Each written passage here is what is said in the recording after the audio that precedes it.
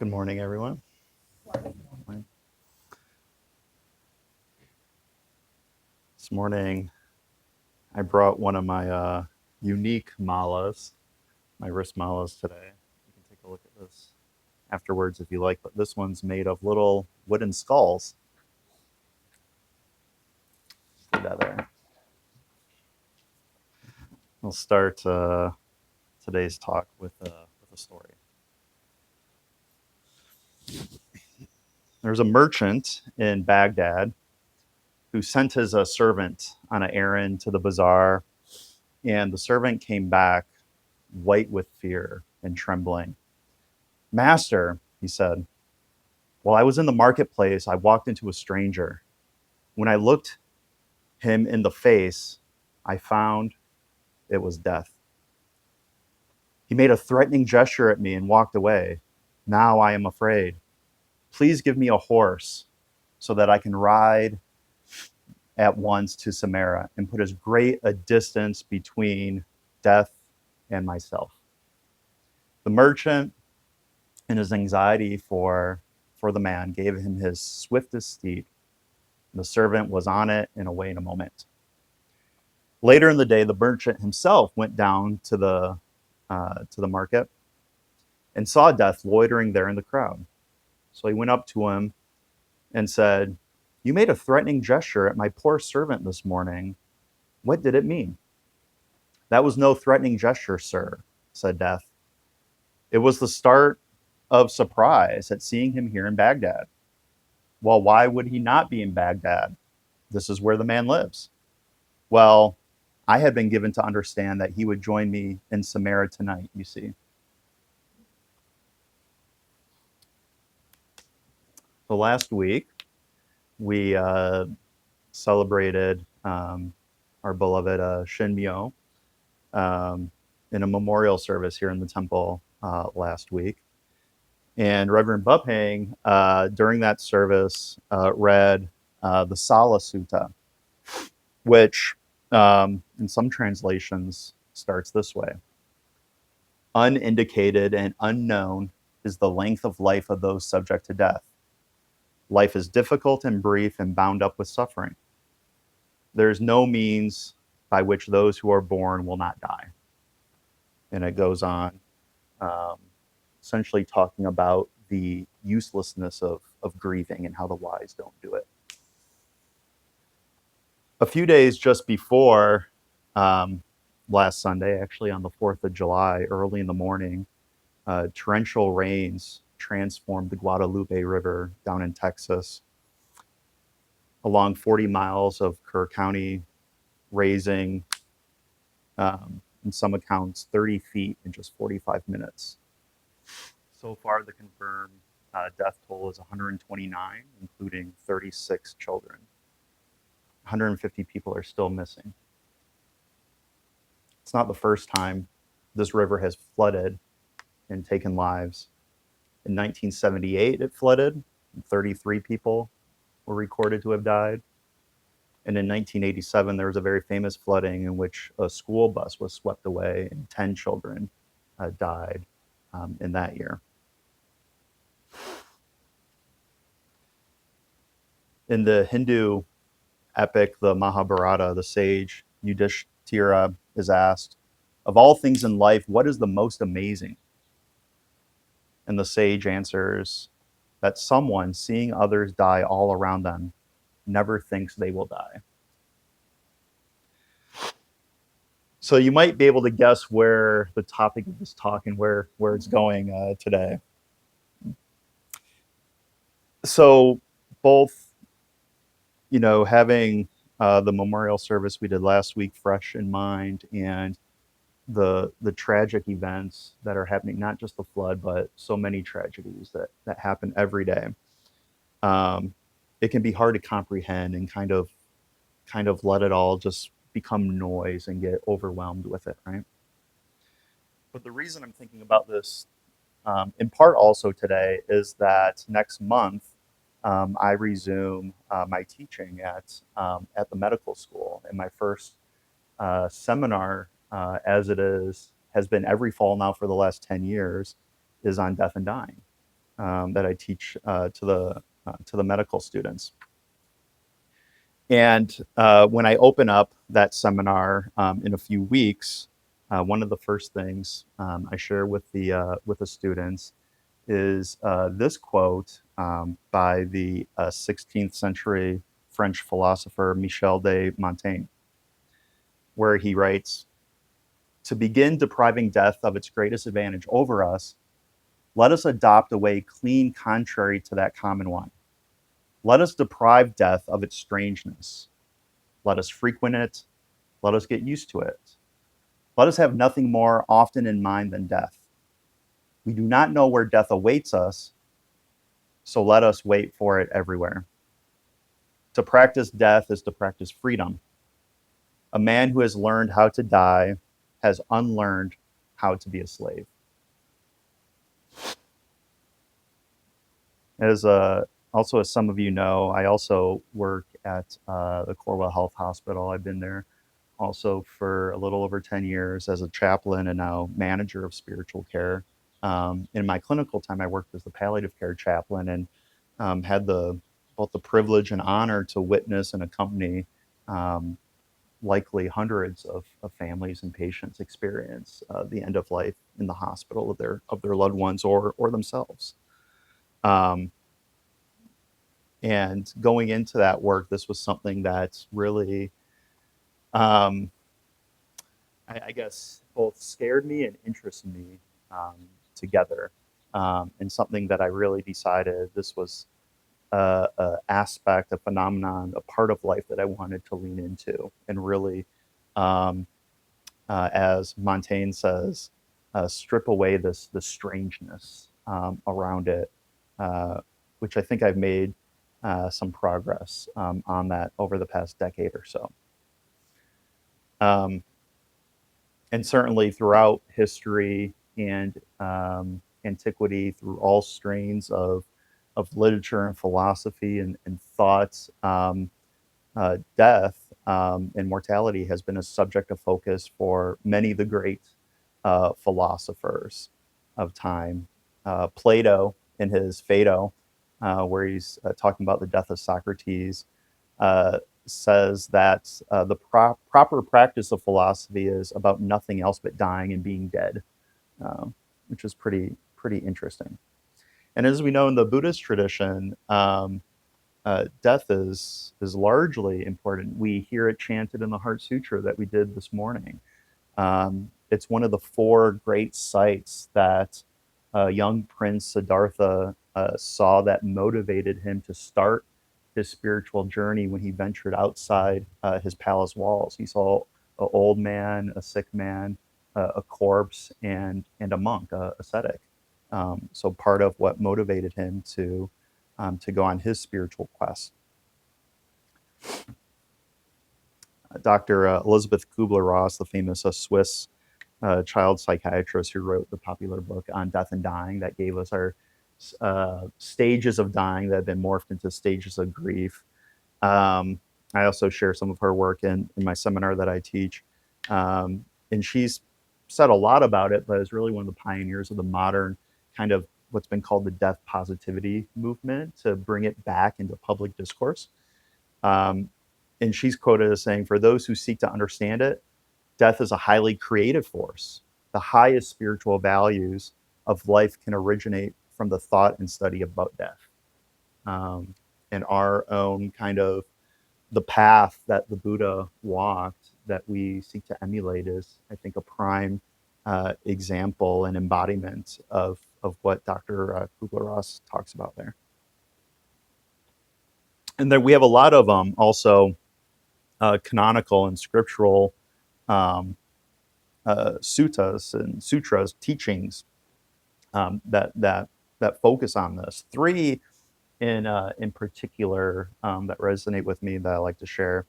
And the first one is not commonly thought of, or some people don't remember the whole sutta that talks about this, but in the Maha Satipatthana Sutta, the great foundation of mindfulness sutra, where we're really taught, mindfulness of breathing, mindfulness of walking, mindfulness of sitting, mindfulness of everything that we do, of the body, of eating and sleeping, and so on and so forth.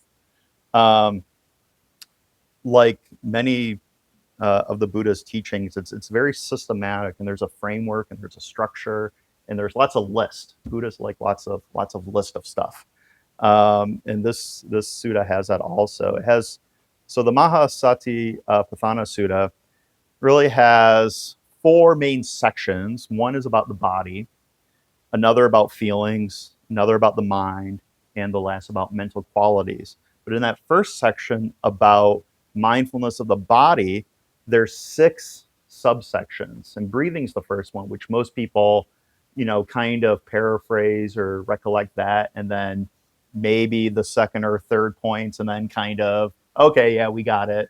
Be mindful about everything. Uh, Less commonly, I hear, when I listen to other talks or read other teachings or articles or interpretations, less commonly, they get to the sixth mindfulness of the body, which is around the dead body. Um, and the Buddha says this in that sutta. He says, furthermore, if he were to see a monk, he's referring to, if a monk were to see a corpse cast away in eternal ground, 1 day, 2 days, 3 days dead, bloated, livid, and festering, he applies it to this very body. This body too.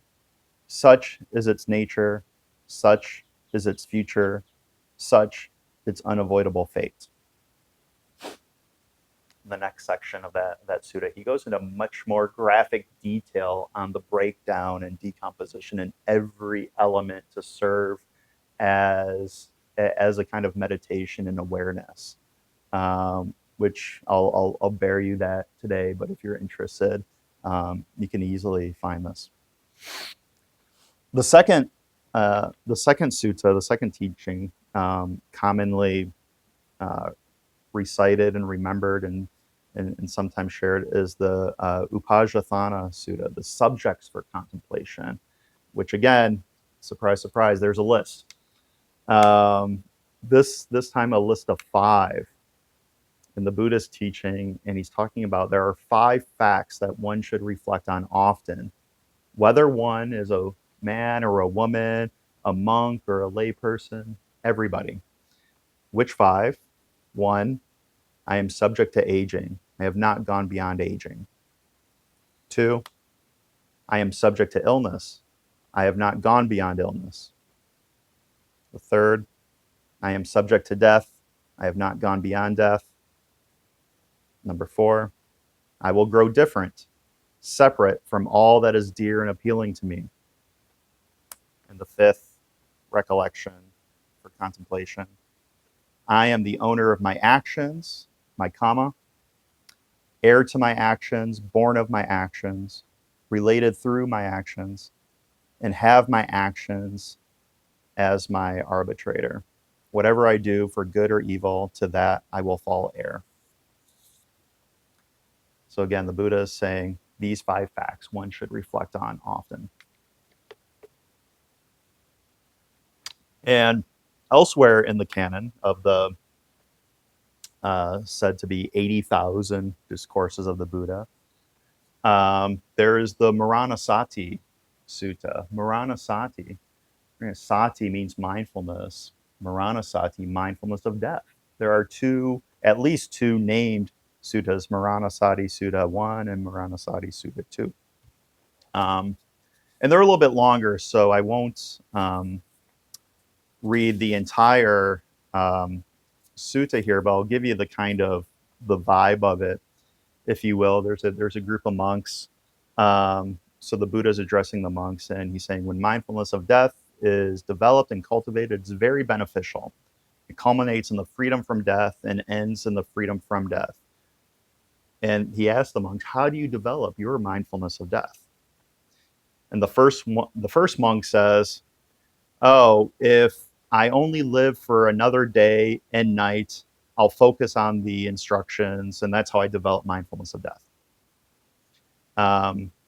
He asked the second monk number 2, how are you mindful about death?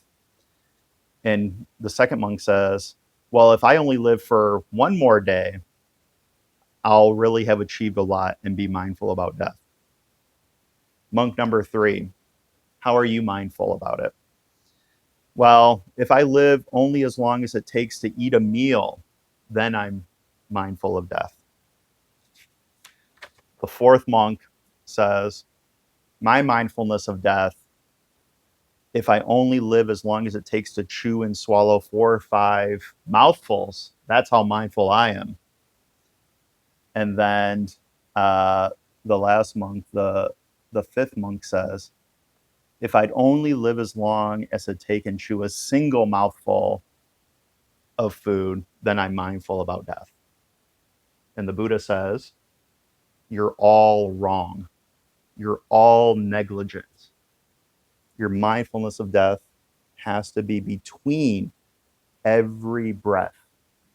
Your life exists in each and every breath and in between and nowhere else. That's how often to think about death if you're curious. So I was trying that during our meditation a few minutes ago. It was a very helpful and interesting experience. So maybe try that during your next sitting. One of the things that helps me, because it's hard to think about it every single breath, right? You get busy, other thoughts come in. We don't think about it all the time. And honestly, a lot of us probably don't like thinking about it all that often. But one thing that's helped me, besides, I immerse myself in the stuff in my work and my teaching. I even have academic certification in teaching about death and dying, which is kind of rare as well too. But a few talks ago, I talked about how I started this new kind of health and fitness program and weight loss and things like that. And one of the things I did as part of that program is I got an updated DEXA body scan. If anybody's had a DEXA scan before, you get this really cool report and image that's the most accurate way to kind of find all your body fat and other stuff like that. But one of the things they give you is the x-ray of it, of your full body. So this is me, and my skeleton there. So I have a few copies of this that I just kind of keep kind of floating around my office and at home. So this is a really good reminder. So it can serve, if you ever want a DEXA scan, you can either get it covered under insurance, or if you pay cash, it's like $120. It gives you a good body report, health report, but you also get your own Maranasati token kind of thing there. Very helpful, very helpful. Of course, the Dhammapada are key kind of concise collection of verses of Buddhist teachings that we recommend to people as an entryway into the canon. Talks about impermanence and death all over the place. Out of the 423 verses, the really first reminder appears in verse 6, where he says, people forget that their lives will end soon. And then there's many more examples throughout the entire Dhammapada and the canon where the Buddha speaks pretty bluntly around what he thinks about the body in particular. This one of my favorites that I share with my students is from chapter 3 of the Dhammapada, where he says, remember, this body is like a fragile clay pot. This body will soon lie in the earth without life, without value, useless as a burned log.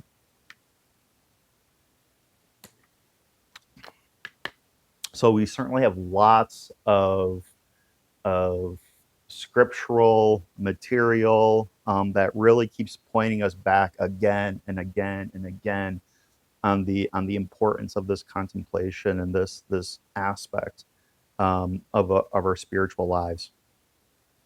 In the kind of content we have available just continues across all traditions. Particularly in the Tibetan tradition, where many people have heard of, say, teachings like the Tibetan Book of the Dead, and we recite the Bardo prayer after one has died. A few famous teachers in the Indian tradition that have influenced the Tibetan tradition Master Atisha from the 11th century, um, said, if you do not contemplate death in the morning is wasted. If you do not contemplate death in the afternoon is wasted. And if you do not contemplate death in the evening is wasted. And he goes on and has a 11-point contemplation, or actually, I'm sorry, a 9-point contemplation on death, including that death is inevitable, our lifespan is decreasing continuously, death will come whether or not we are prepared for it, and human life expectancy is uncertain, like we saw in the floods that happened just over a week ago. The human body is fragile and vulnerable. At the time of death, our material resources are not of use to us. I worked in the ICU and have seen every technological intervention in medicine known to humanity, and it cannot prevent death. It might be able to delay it and buy some time, but it will not prevent death. And our own body cannot help us at the time of our death. So this might, sound a little bit morbid, like I said before, but interestingly, there's a study, a big project done many years ago, trying to find like the happiest country on earth, the happiest people on earth. And in this global happiness index thing that somebody made up. And Bhutan was ranked very highly. The country of Bhutan, this very small, very poor Asian country. And they started interviewing people and collecting this. And a sentiment that kept coming up in the interviewers' notes that a lot of people would say, Bhutanese folk kind of saying and belief, is that to be truly happy, you need to think about death no less than 5 times a day. And that was something that they kept hearing over and over. There are smartphone apps too, if you want reminders and quotes. There's an app called We Croak. I actually have on my phone. We can check the quote after we're done here, what it is right now, but it's like it changes a few times throughout the day. You just pull it up and it gives you little notifications. Like you don't get enough notifications on your phone, right? So you can add that one if you like.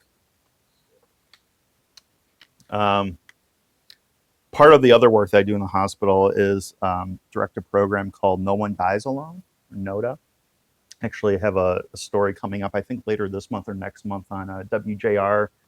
We just did a phone interview for a piece they're putting together to go on the radio next month. And that's a program, if you haven't heard of it before, where volunteers, anybody, and I think there's maybe a number of people in this room that have maybe done this in the past or come to the training, come to the hospital to sit a vigil, bedside and companion, patients who are dying, who for whatever reason don't have any family or friends available to be there at a given time.